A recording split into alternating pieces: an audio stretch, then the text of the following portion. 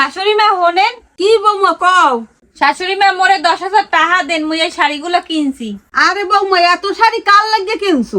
এই শাড়িটা কিনছি আপনাকে বাড়ি যে বাসন মাজে হেল লাগিয়া। এই শাড়িটা কিনছি আপনাকে বাড়ি যে কাপড় কাছে হেল লাগিয়া। এই শাড়িটা কিনছি আপনাকে বাড়ি সকাল হইতে সন্ধ্যা পর্যন্ত যে রান্না করে হেল লাগিয়া।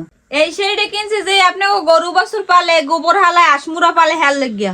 আর এই শাড়িটা কিনছি যে আপনাকে সকাল হইতে সন্ধ্যা পর্যন্ত খেয়াল রাখে, সময়ের কাম সময় করে দে হেল লাগিয়া। কিন্তু বৌমা মগো বাড়ি তো কোনো কাজের লোক নাই, তুমি কাজের লোক পাইলে কোথায়? ও মা, কাজের মহিলা আসলেই নাই? না বৌমা কাজের মহিলা তো নাই। হ্যাঁ শাশুড়ি মা, আপনাকে বাড়ির এই কাজগুলো করে কিনা? তে বৌমা তুমি?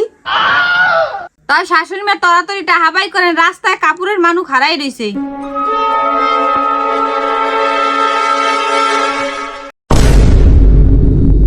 আরে আমার আশের ডিম বেচা টাহা